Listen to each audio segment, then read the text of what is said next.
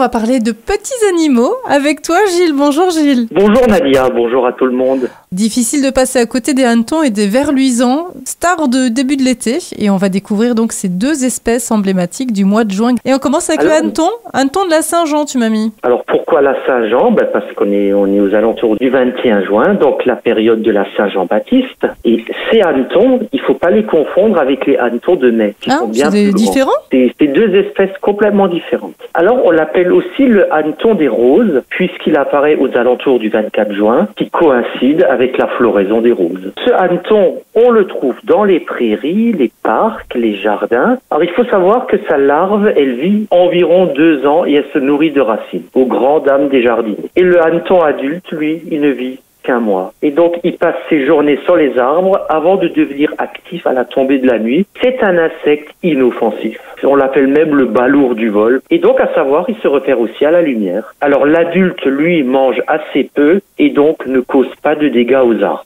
On passe à un autre petit animal ou insecte. On parle du ver luisant, mais moi, je l'appelle luciole, moi. Ah, alors, on les confond, mais pourtant, ces deux espèces également, ces plusieurs espèces également bien différentes. Alors chez nous, c'est presque à coup sûr un ver luisant. À savoir, il existe une dizaine d'espèces de vers luisants. Au contraire, on n'a qu'une seule espèce de luciole en France et elle est localisée dans l'extrême sud-est. Donc on la rencontre pas chez nous. Ah zut, et moi j'appelle ça des lucioles à chaque fois. Bon, c'est un abus de langage, mais c'est pas grave. Et à savoir aussi, ce sont les mâles qui volent chez les vers luisants, tandis que les femelles restent au sol. Elles volent pas? Elles attirent monsieur au sol avec de la lumière également. Comment est-ce qu'elles font cette lumière verte? Je me suis toujours posé la question. L'émission de lumière par un être vivant porte un nom, la bioluminescence. Et beaucoup d'organismes en sont capables. Des bactéries, des insectes, comme on a vu avant, mais aussi des champignons, des poissons, etc. Alors la lumière, elle est produite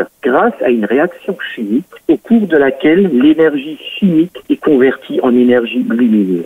C'est assez complexe, mais c'est grâce à une enzyme qu'il y a cette conversion d'énergie chimique. C'est toujours vert ou ça peut différer? Alors en principe, c'est vert. Ce qui rejoint ces petites bestioles, c'est la nuit. Elles sortent à la nuit, on les voit la nuit. Oui, Nadia. On voit l'importance de l'obscurité pour ces deux espèces d'insectes. Or, nous vivons dans un environnement pollué par la lumière artificielle. C'est pour ça qu'en écologie, on parle désormais de trame noire, qui est un corridor écologique caractérisé par l'obscurité, essentielle pour le cycle de vie de nombreux animaux. Et on ne peut que se réjouir que de plus en plus de communes raisonnent sur l'éclairage nocturne, alors non seulement pour la sobriété énergétique, mais aussi pour préserver de discrets organismes comme les insectes, les chauves-souris, dont le cycle de vie est tributaire de l'obscurité. Merci beaucoup Gilles. Et puis Gilles, alors je te souhaite de bonnes vacances et on se retrouve, je vous l'annonce, en septembre pour de nouvelles chroniques. Avec plaisir.